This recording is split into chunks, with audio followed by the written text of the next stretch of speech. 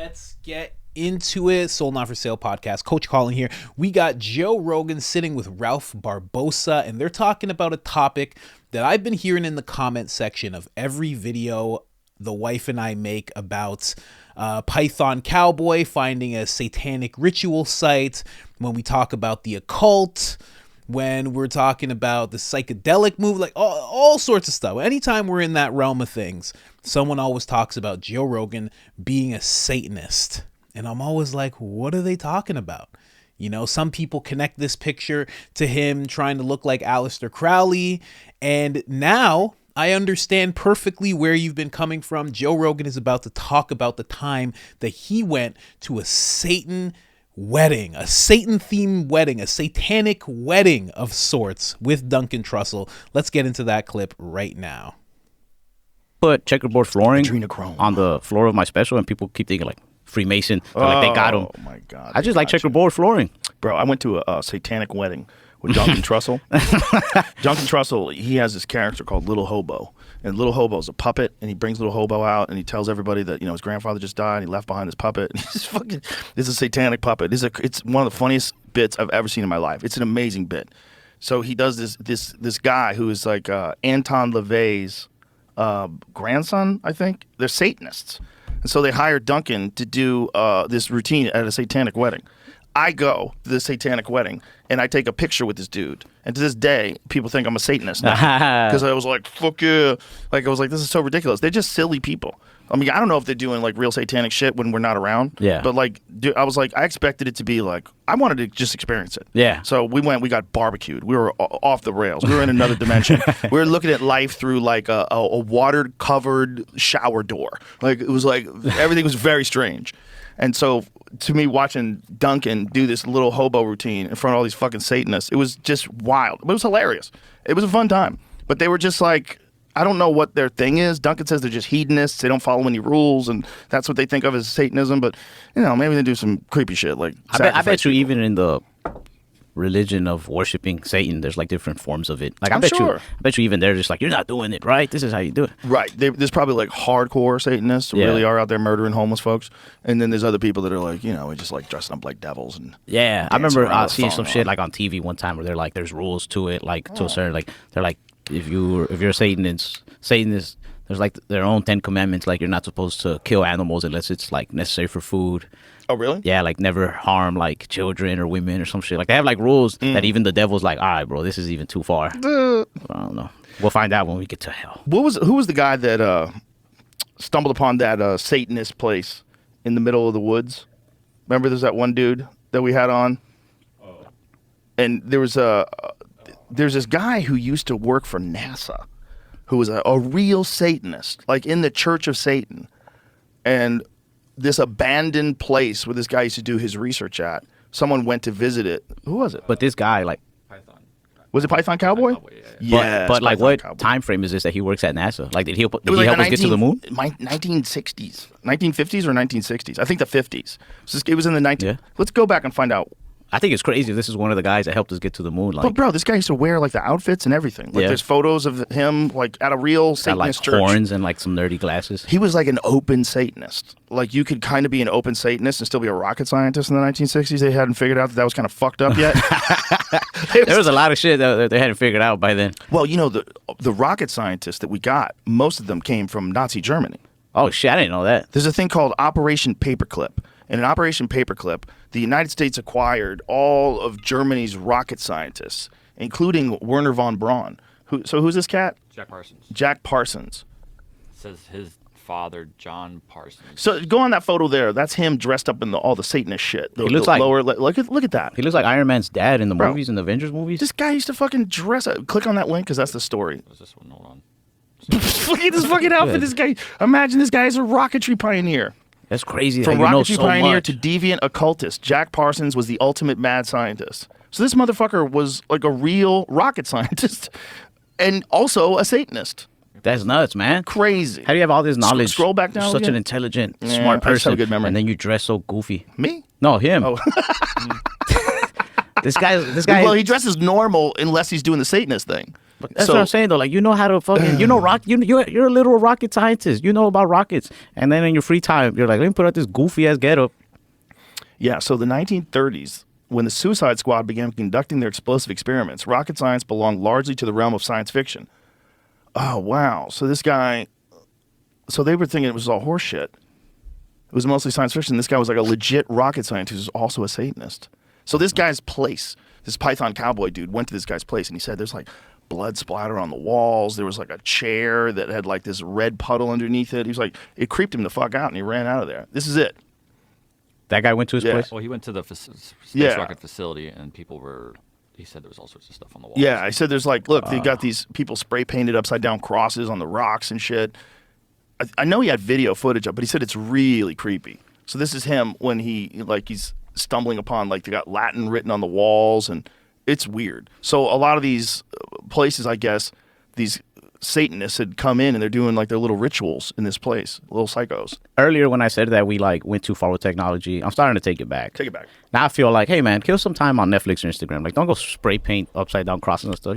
Don't be sacrificing people in the woods. Go get Disney Plus or something. Yeah, get Paramount Plus. Yeah. Go watch the new South Park one, the Panderverse. Hell yeah. You don't have to. But, you know, there's always been people that are like doing secret things on the fringe. You know, there's always been people like that are doing like forbidden secret things in society. Yeah, little penis people. A lot. That has to be what it is. You know, you got to find something to like obsess about. You got to like distract people from your real issue sometimes. I think there's also like people that are in these like elite circles of like world leaders and shit like that. I think they probably like to do the creepiest, most deranged shit secretly. You know, like they have these little secret societies together. For sure. I think it's always been the case. There's got to be some weird shit going on. Always. Too much time and money on your hands can lead to some like, how do I achieve the next level of being elite? You know what I mean? There was this guy so like when I used to go work at my dad's body shop, we stop at this gas station sometimes, and that area was a lot of like, it's like a hood area that would neighbor like the mansion area. So there's like a lot of rich folk around there too. And sometimes, man, there'd be people doing weird shit. There was a guy, this little memory still goes through my head. Not like elite weird shit, but just weird. Like there was a guy who would hold like his paintings, like from his house. He had like really nice paintings. The park, he had like an old school, I don't remember what he drove. It was fucking expensive. I just remember this guy's like rich. I mean, just hold like these fucking paintings and just stand on the street like a homeless man. And it's just fucking. Just want everybody to see his painting? Yeah, it's just nuts. It's just fucking rich, crazy guy with way too much time on his hands. And when I saw that, I was like, bro, like once you reach a level of money, like you probably just do crazy shit just for the fuck out, just because you can. You know what I mean? Especially if all you do is make money. Like that's what those dominatrix ladies always say. That their clients are always these guys who are like these CEOs of mega corporations, and they just want to get pissed on and yelled at, and slapped. It's fucking nuts. Yeah, they want to get tied up and.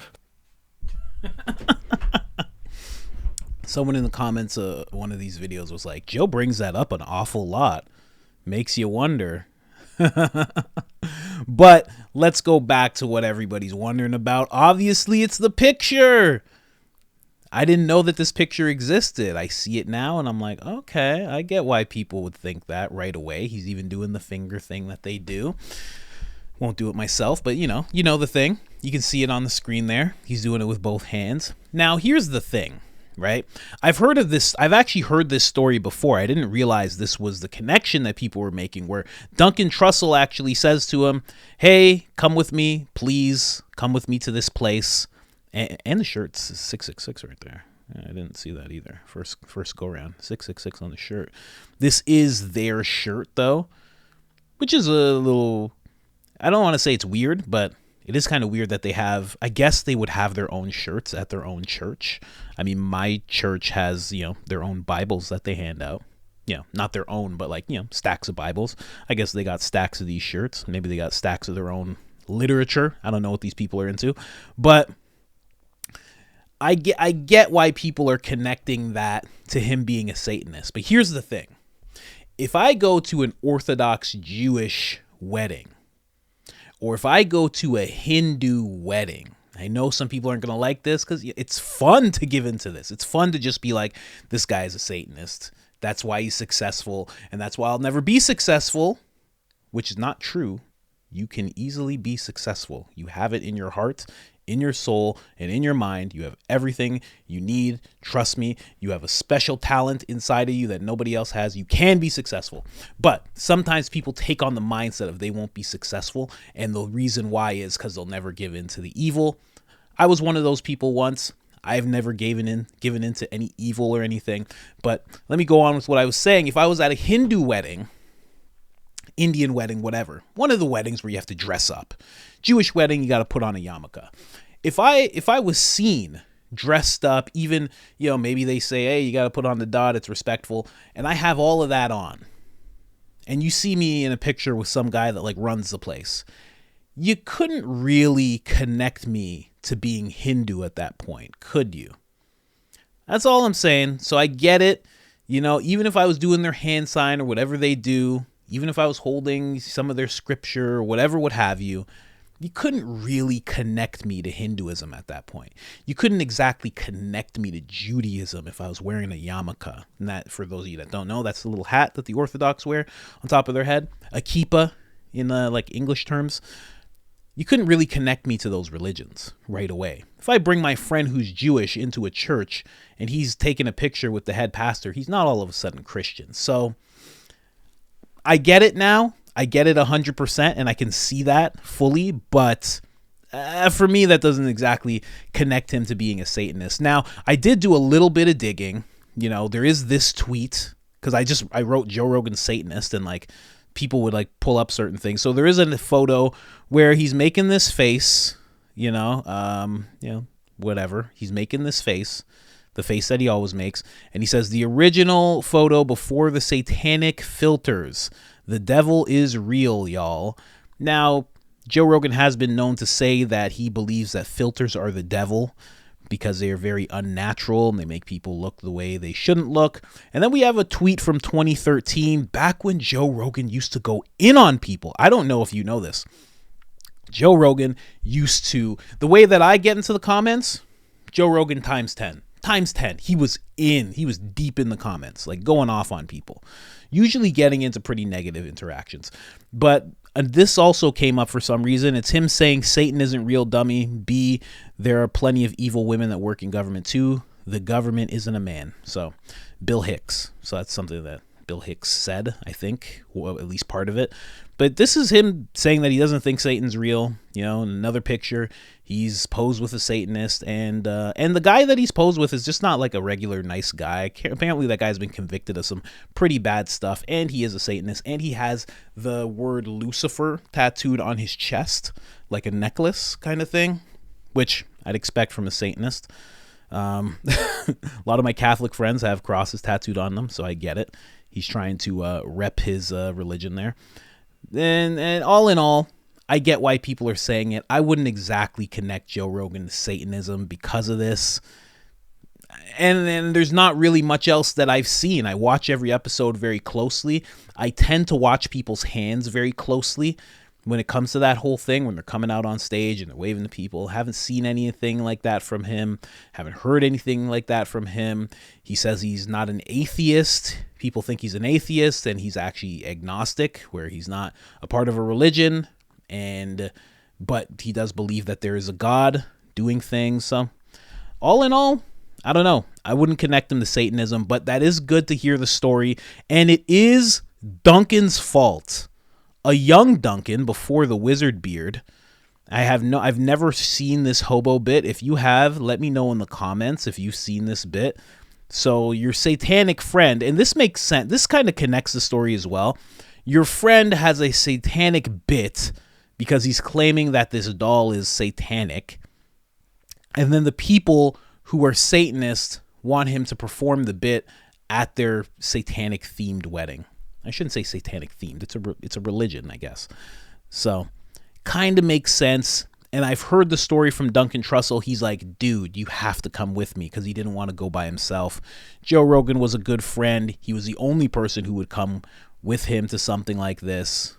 And that's that. But I mean, hey, listen, if you want to still believe that he is a Satanist based on his success in the things that he says, I 100% understand. For me, I'm going to just chalk this up to comedians doing silly things. Because honestly, I know a lot of comedians, And one of my friends, Dino Archie, he put it really well one day. He was like, he was on stage and he was talking and he was just like, comedians just wait for the night.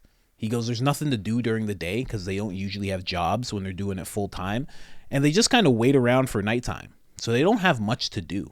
So they're up for doing anything. Like I can call a comedian friend right now and be like, hey, you want to come and do X, Y, Z? And they'll be like, yeah, I guess. Because they just they don't do anything until nighttime. So unless it's like podcasts and stuff. So anyways, guys, let me know in the comments what you think. Is this enough for you? Because, you know, I get it. If this is enough for you, I 100% understand. I mean, he's doing the finger signs. He has the 666 shirt. He's standing next to a guy that has Lucifer tattooed on his chest. I 100% understand. You let me know in the comments what you think about all this. Joe Rogan. I was going to say Joe Rogan hailing Satan, but he's not hailing Satan. I won't put that on him. I think he's just regular old Joe Rogan questioning things. But I am not on board with the anti-human rants about AI replacing us. I will say that. Anyways, guys, like, subscribe, and that is it. I'm out.